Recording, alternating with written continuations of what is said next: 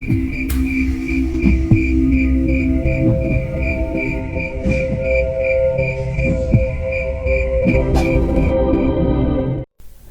memiliki kemampuan dalam hal supranatural, Bang Yunus pernah mengalami sebuah kejadian janggal yang membuat Bang Yunus serta seluruh keluarganya merasa aneh dan juga merasa bingung tentunya. Waktu itu Bang Yunus masih duduk di bangku kelas 3 SMP. Siang itu, kedua orang tua Bang Yunus pergi ke sebuah rumah sakit untuk membesuk pamannya yang sedang dirawat di sana.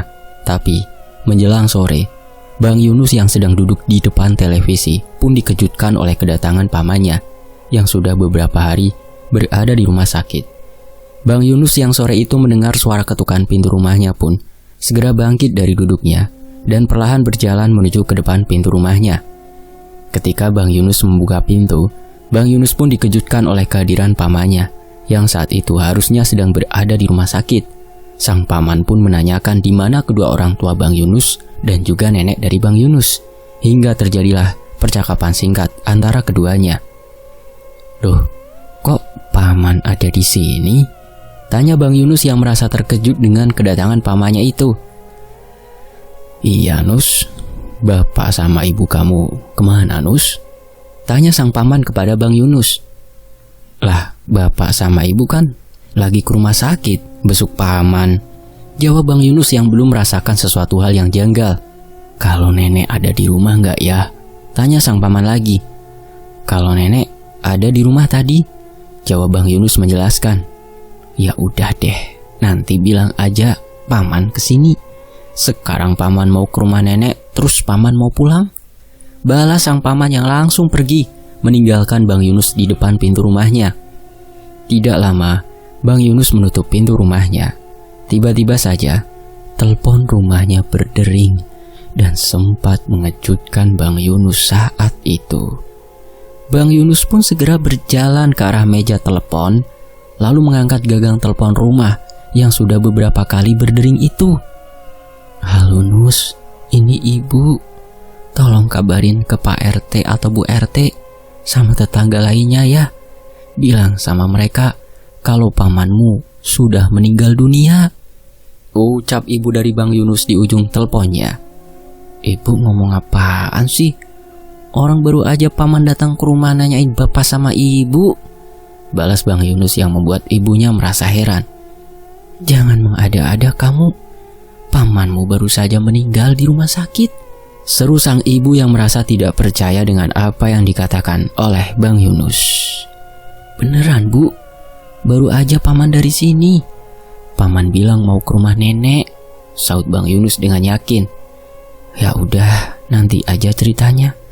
Sekarang cepat kamu ke rumah Pak RT dan sampaikan ke beliau bahwa paman sudah meninggal dunia sore ini di rumah sakit," balas ibu Bang Yunus menegaskan.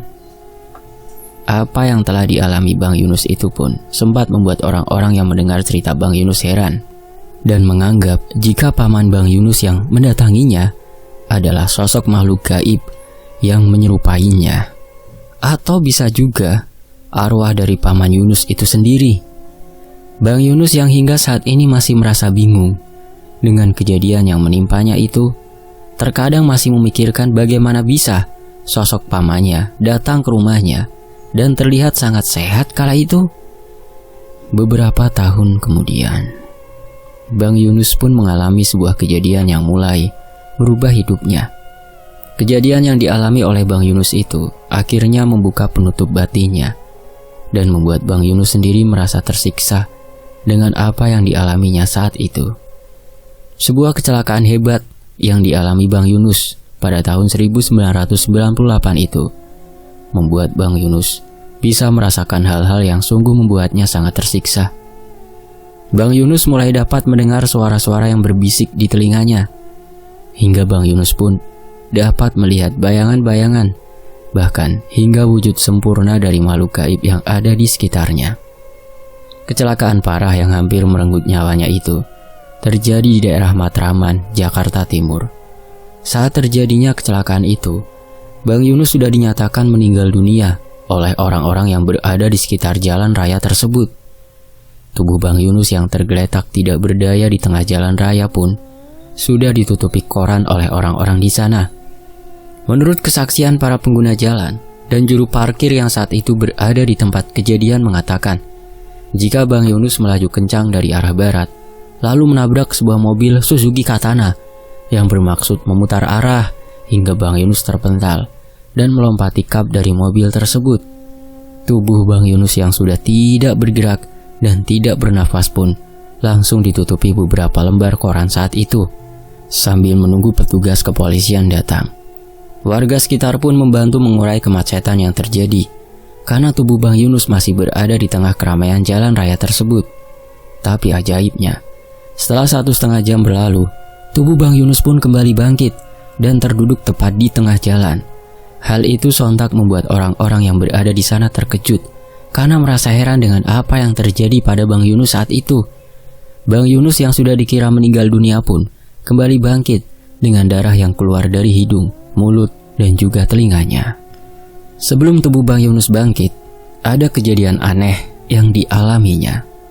Saat itu, Bang Yunus merasa sudah berada di awang-awang atau di atas ketinggian. Bang Yunus pun yang merasa heran dengan kejadian yang dilihatnya tersebut.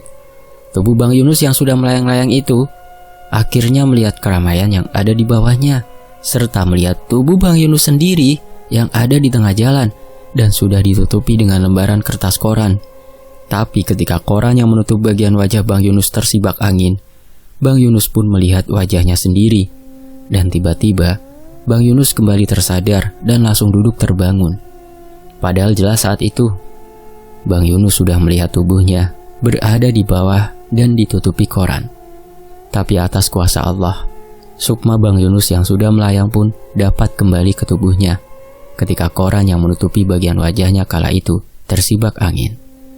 Setelah itu Bang Yunus pun dibawa ke rumah sakit untuk mendapatkan pertolongan, karena Bang Yunus saat itu mendapatkan luka yang cukup parah di seluruh bagian tubuhnya. Selain mengalami gegar otak, Bang Yunus pun mengalami patah bahu dan luka-luka di seluruh bagian tangan serta kakinya akibat berbenturan dengan aspal jalan raya. 1 bulan dari kejadian itu, Bang Yunus pun sudah bisa kembali ke rumahnya. Tubuhnya yang lemah dan terasa kaku pun membuatnya hanya bisa terbaring di sofa yang berada di ruang keluarga untuk menonton televisi selama beberapa bulan lamanya. Dan yang tidak pernah disangka-sangka oleh Bang Yunus adalah dia mulai mendengar suara bising dari orang-orang yang berbicara, tapi tidak terlihat wujudnya saat itu. Bisikan-bisikan dari makhluk-makhluk tak kasat mata pun mulai terdengar jelas di telinga Bang Yunus. Hingga saat itu membuat Bang Yunus merasa sangat tersiksa. Setelah dapat mendengar suara-suara yang entah datangnya dari mana dan berwujud apa, Bang Yunus pun mulai dapat melihat kelebatan-kelebatan bayang di sekitar tempatnya berada. Hingga suatu ketika, Bang Yunus yang berada di dalam rumahnya seorang diri pun mulai dapat melihat dengan jelas sosok penampakan makhluk halus yang sedang duduk di belakangnya. Sosok makhluk berambut panjang dan bergaun putih itu terlihat duduk bersimpuh sambil menutupi wajahnya dengan rambut panjangnya yang terlihat acak-acakan. Bang Yunus yang awalnya merasa takut pun tidak punya pilihan lain selain mengajak berbicara sosok kuntilanak yang sudah beberapa menit ada di belakangnya itu. Ingin rasanya Bang Yunus berlari meninggalkan tempatnya berada saat itu, tapi karena kondisi tubuhnya yang masih dipenuhi perban dan sulit untuk bergerak, Bang Yunus pun akhirnya pasrah dan mulai mengajak sosok makhluk gaib berwujud kuntilanak itu berbicara. "Kalau mau ikut nonton TV, duduk di sini. Jangan bikin gue kaget," ujar Bang Yunus yang memang merasa kesal dengan penampakan sosok kuntilanak yang baru pertama dilihatnya secara langsung itu. Setelah Bang Yunus berkata seperti itu, perlahan-lahan sosok kuntilanak yang menampakkan diri itu pun menghilang. Dan sejak saat itu, Bang Yunus pun dapat melihat dengan jelas sosok makhluk gaib. Terbukanya mata batin Bang Yunus itu rupanya menjadi ujian berat baginya. Selain merasa sangat terganggu dengan suara-suara dari makhluk gaib yang terus ada di kepalanya, serta penampakan-penampakan sosok makhluk gaib yang secara tiba-tiba mengagetkannya, Bang Yunus pun mulai dikira memiliki gangguan kejiwaan oleh keluarganya. Bang Yunus yang sering terdengar berbicara sendiri di dalam kamarnya pun sempat ingin dibawa ke rumah sakit jiwa oleh kedua orang tuanya. Tidak ada yang mengerti apa yang selalu dialami Bang Yunus. Setelah dia mengalami mati suri akibat kecelakaan itu, hari-hari Bang Yunus terus dibayangi oleh suara-suara serta penampakan-penampakan dari sosok-sosok makhluk gaib yang ada di sekitarnya. Seiring berjalannya waktu, Bang Yunus pun semakin dapat melihat sosok makhluk gaib dengan wujud sempurnanya. Bahkan Bang Yunus hampir tidak dapat membedakan mana manusia dan mana makhluk gaib saat itu. Bisa dibilang Bang Yunus hidup di dalam dua alam berbeda secara bersamaan. Hal itu pun mulai merubah Bang Yunus menjadi seseorang yang pendiam, karena tentunya Bang Yunus tidak mau dianggap gila oleh keluarganya ketika dia kedapatan berbicara dengan makhluk gaib yang ada di sekitarnya. Bang Yunus yang sebenarnya memang menolak untuk melihat sosok-sosok makhluk gaib pun mulai berpura-pura tidak mengetahui keberadaan dari sosok-sosok yang terus berdatangan ke rumahnya. Bahkan ada salah satu makhluk gaib yang meminta bantuan dari Bang Yunus untuk menyelesaikan permasalahannya sewaktu sosok tersebut masih hidup. Sosok jin yang mengaku arwah dari seseorang itu memang mencoba menyesatkan Bang Yunus dengan cara meminta tolong kepadanya. Padahal tujuan utama dari sosok jin yang menyerupai arwah dari seseorang itu adalah ingin menyesatkan, bahkan mencelakakan Bang Yunus. Hari itu, sosok makhluk gaib yang berwujud seseorang itu terus mendatangi Bang Yunus dan terus meminta tolong kepadanya. Bang Yunus yang berpura-pura tidak mendengar dan juga tidak melihat sosok makhluk gaib tersebut mulai merasa kesal karena selalu diikuti oleh sosok makhluk astral yang masih memiliki sebuah urusan semasa hidupnya. Bang Yunus yang akhirnya tidak tega mendengar apa yang diceritakan oleh sosok makhluk gaib tersebut pun akhirnya mengabulkan permintaan sosok gaib itu, dan Bang Yunus pun akhirnya menolong permasalahan yang masih mengganggu arwah dari seseorang yang sudah meninggal itu. Tapi rupanya itu semua hanyalah tipu daya jin yang sedang berusaha menyesatkan Bang Yunus. Jin yang memang memiliki kekuatan tinggi itu berusaha membelokkan keyakinan Bang Yunus hingga Bang Yunus dapat tersesat dengan kemampuan yang dimilikinya itu. Selain berusaha menyesatkan, sosok jin yang dapat menyerupai seseorang itu pun akhirnya berusaha untuk mencelakai Bang Yunus. Karena Bang Yunus tidak berhasil disesatkannya, Bang Yunus pun kembali mengalami kecelakaan akibat gangguan sosok makhluk gaib yang mewujudkan diri sebagai seorang manusia. Beruntungnya Bang Yunus tidak mengalami luka yang parah pada saat mengalami kecelakaan itu, dan akhirnya Bang Yunus pun tidak lagi mau untuk menolong Bang Jin yang terkadang masih mendatanginya. Setelah mengalami kecelakaan keduanya itu, Bang Yunus pun lebih sering didatangi sosok-sosok gaib. Saat itu, di dalam kamar Bang Yunus terdengar sangat ramai hingga benar-benar mengganggu diri Bang Yunus. Tapi karena Bang Yunus sudah mulai terbiasa mendengar suara-suara tanpa wujud dan juga penampakan yang tiba-tiba, akhirnya Bang Yunus pun dapat berdamai dengan kenyataan hidupnya itu.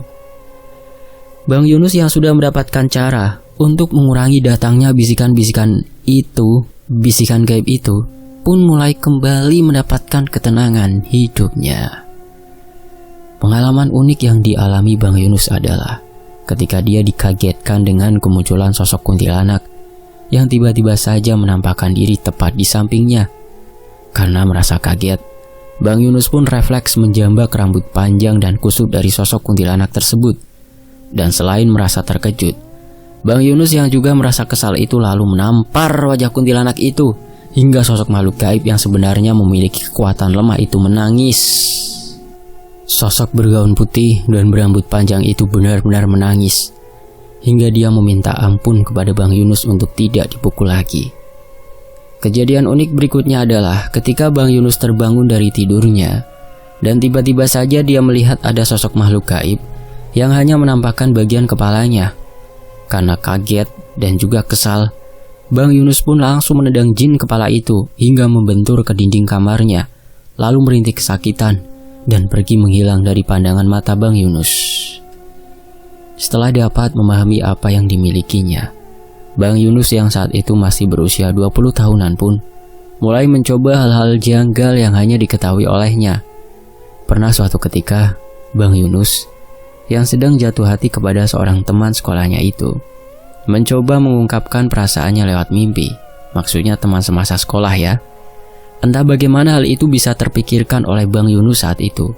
Tapi setelah mencobanya, akhirnya Bang Yunus pun berhasil mendatangi gadis pujaannya melalui mimpi dan mengungkapkan isi hatinya dalam mimpi tersebut. Jadi singkatnya, gadis yang ditemui Bang Yunus di dalam mimpi itu menceritakan mimpinya kepada Bang Yunus sendiri. Hingga akhirnya mereka pun menjadi satu kisah asmara pada masanya. Setelah tahu akan kemampuannya, Bang Yunus pun mulai menolong orang yang sedang tersandung masalah yang berkaitan dengan hal gaib. Saat itu, Bang Yunus yang merasa mampu membantu seseorang dengan kemampuan yang dimilikinya itu. Pada waktu itu, Bang Yunus menolong seseorang yang sakit karena gangguan makhluk gaib yang menempel pada tubuh orang tersebut. Karena tahu ada sosok yang menempel di tubuh orang itu, Bang Yunus pun lalu mencoba berkomunikasi dan meminta sosok makhluk gaib tersebut pergi. Tapi karena dirasa orang yang sedang ditolong Bang Yunus itu melakukan sebuah kesalahan, sosok gaib itu pun enggan untuk pergi dari tubuh orang itu. Hingga akhirnya Bang Yunus pun memaksa jin tersebut untuk pergi.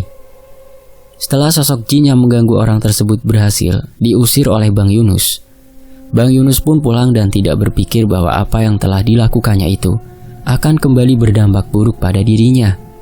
Pagi itu, Bang Yunus terbangun dari tidurnya dengan kondisi sakit di seluruh tubuhnya. Tidak hanya itu, di beberapa bagian tubuh Bang Yunus pun mulai terlihat bekas lebam serta bekas cakaran dari makhluk tertentu. Dan di saat itulah muncul sosok yang membuat Bang Yunus terkejut.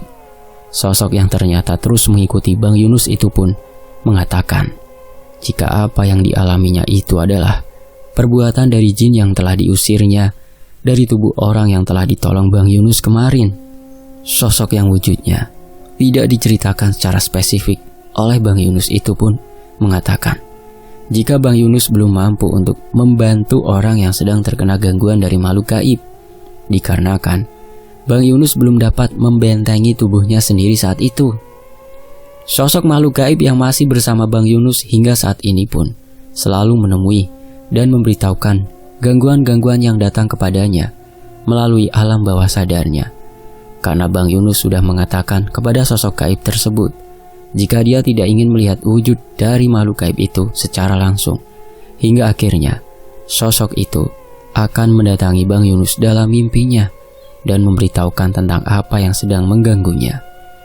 Perjalanan hidup yang dilalui Bang Yunus dengan dua makhluk berbeda alam pun akhirnya mempertemukan Bang Yunus dengan istrinya yang juga memiliki kemampuan supranatural. Jadilah Bang Yunus dan istrinya lebih sering bersinggungan langsung dengan hal-hal gaib.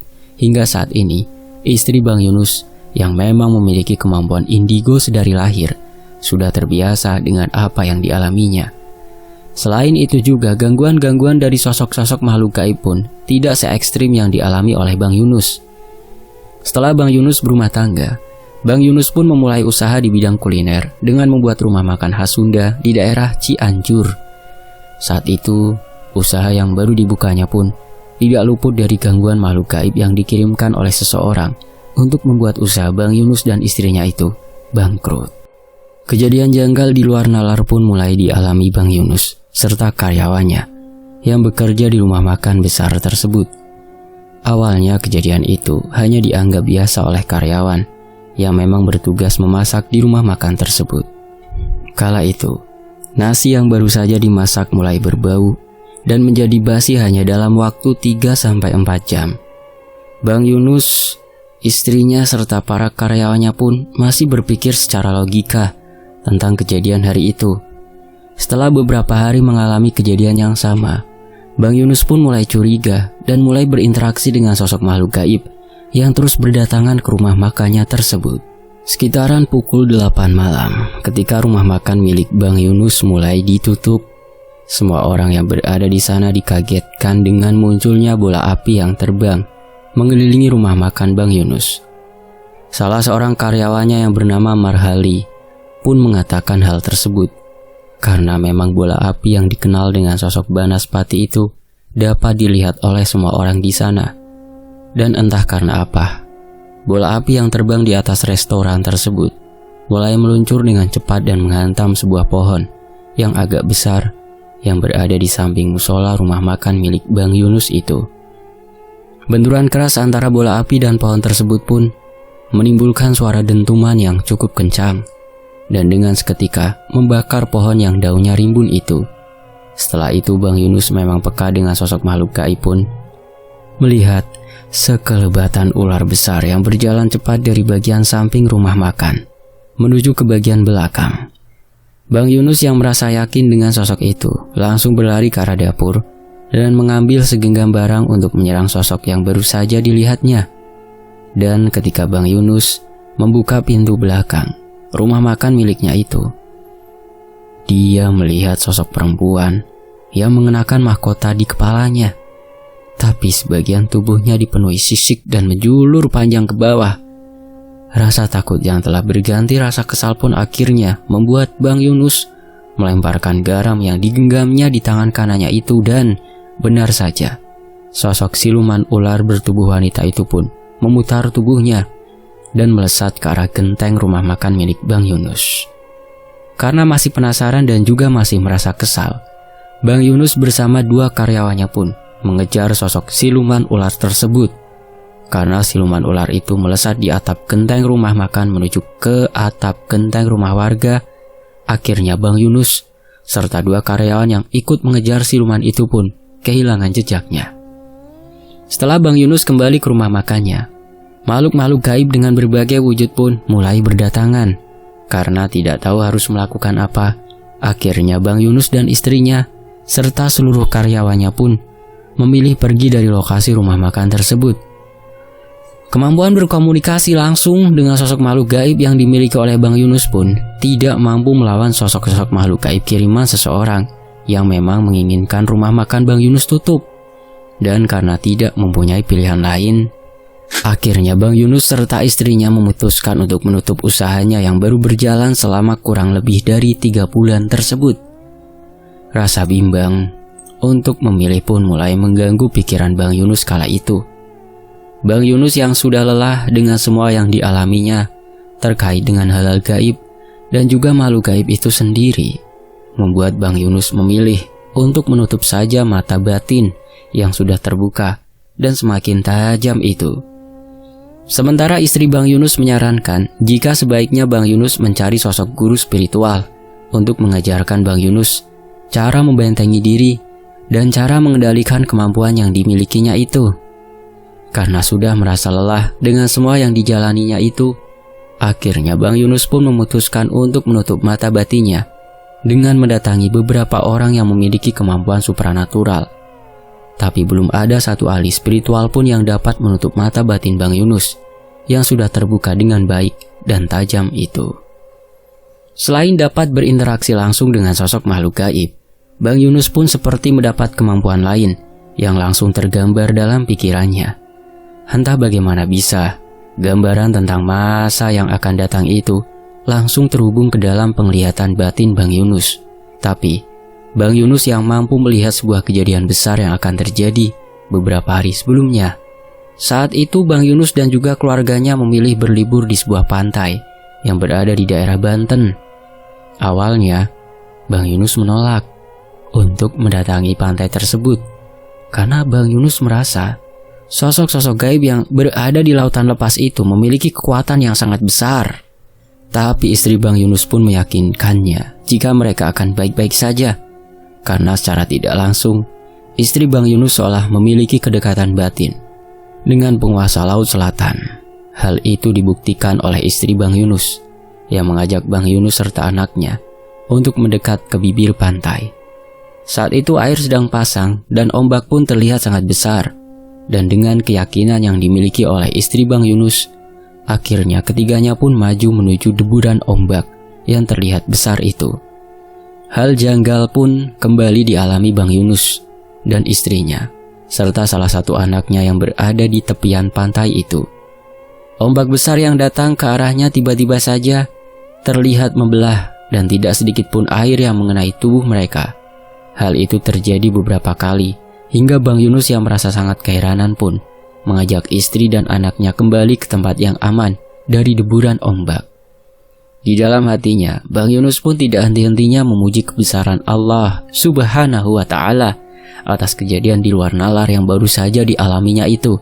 Bayangkan saja, ombak besar yang seharusnya membasahi seluruh tubuh mereka tadi tiba-tiba saja terbelah, dan di bagian mereka berada tidak tersentuh air laut atau ombak yang datang itu. Setelah sejenak bersantai di pantai tersebut, istri Bang Yunus pun mulai melihat kilatan-kilatan cahaya yang lama-kelamaan membentuk sosok ular naga yang panjang yang berwarna hijau. Sosok tersebut muncul seolah sedang menari di atas lautan nan biru dan sedang menyambut kedatangan Bang Yunus dan juga istrinya. Ada lagi kejadian-kejadian di luar nalar yang disaksikan oleh mata batin Bang Yunus dan juga istrinya di pantai kala itu. Setelah menyelesaikan liburan mereka, Bang Yunus dan keluarga pun kembali lagi ke Jakarta. Dan di saat perjalanan pulang itulah Bang Yunus yang sedang mengendarai mobilnya tiba-tiba saja mendapat penglihatan yang tergambar jelas di matanya. Bang Yunus tidak hanya menyaksikan kejadian besar yang terjadi saat itu, tapi Bang Yunus pun merasa seolah dirinya sedang berada di dalam kejadian mengerikan itu. Penglihatan Bang Yunus yang sedang mengendarai mobilnya itu tiba-tiba saja menjadi gelap, seolah-olah Bang Yunus kembali ke pantai tempat berliburnya tadi. Tapi kejadian yang dilihat dan serasa dialami Bang Yunus saat itu adalah Bang Yunus berada di malam hari dan melihat ombak yang sangat besar datang ke arah pantai tersebut.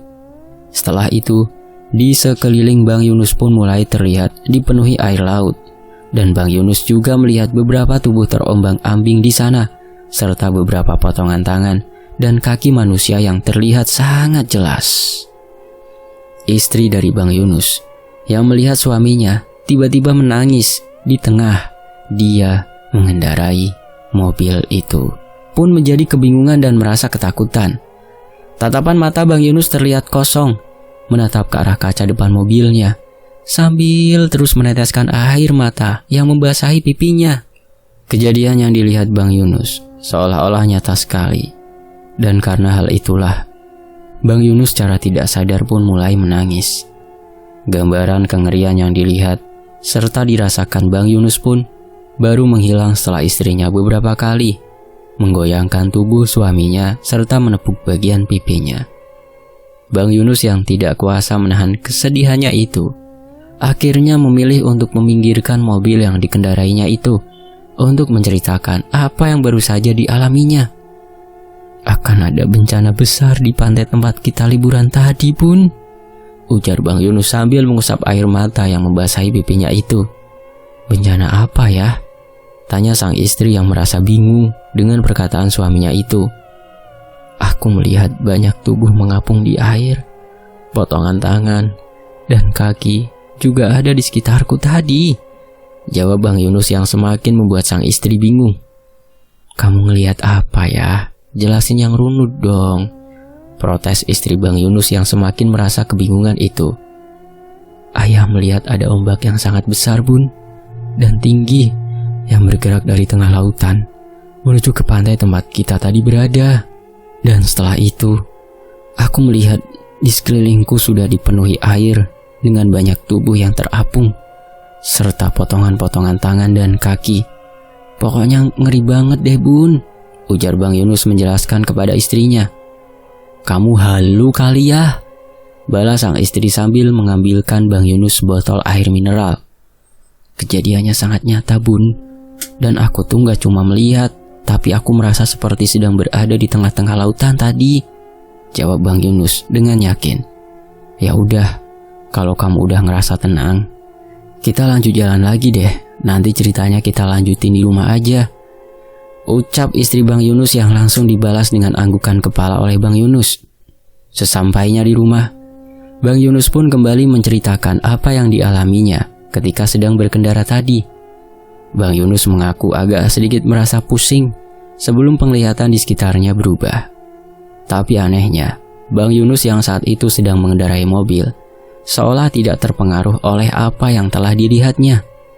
Mobil yang dikendarai Bang Yunus pun masih melaju di jalur yang sama, tanpa sedikit pun berbelok ke kanan dan ke kiri. Apa jangan-jangan mau ada tsunami ya bun di pantai yang kita datangi tadi? Ujar Bang Yunus ketika dia dan keluarganya sudah berada di rumahnya. Ah ya janganlah. Mungkin itu penglihatan kamu tentang kejadian masa lalu ya.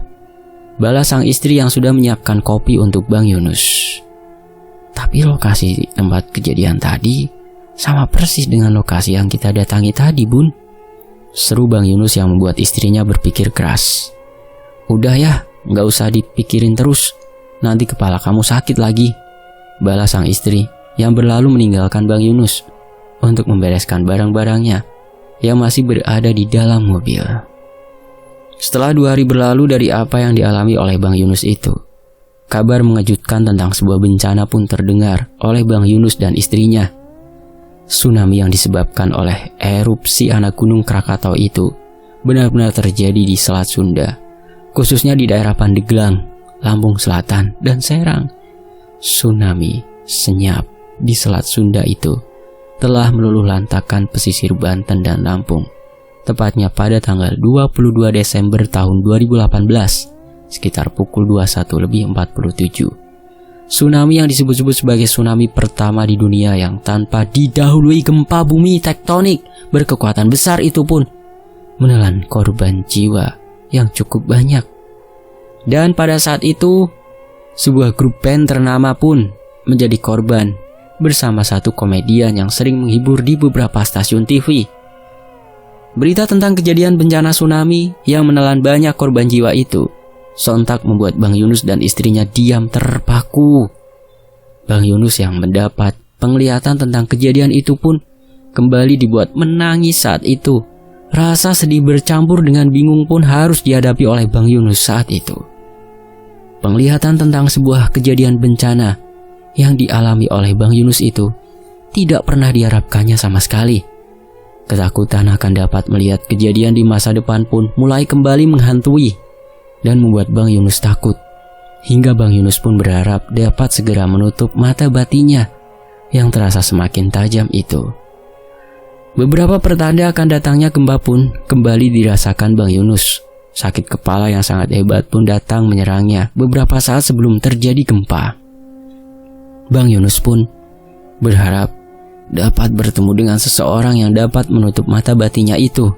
Atau jika memungkinkan, Bang Yunus akan meminta seseorang untuk membimbingnya hingga dia bisa menguasai mata batinnya yang sudah terbuka itu. Masih banyak pengalaman-pengalaman tentang kejadian janggal yang telah dialami Bang Yunus dan juga istrinya. Dan hingga cerita ini ditulis, Bang Yunus pun masih berharap ada seseorang yang dapat membantunya untuk menutup mata batinnya atau membimbingnya agar dapat menguasai apa yang telah Allah Subhanahu wa Ta'ala titipkan kepada Bang Yunus itu. Selesai. Terima kasih untuk Bang Untung yang sudah menuliskan ceritanya Bang Yunus. Mohon maaf teman-teman kalau ada salah kata ya. Saya pamit dulu. Assalamualaikum. Sampai jumpa di kisah lainnya. Tetap di Fakta Sejarah. Alhamdulillah.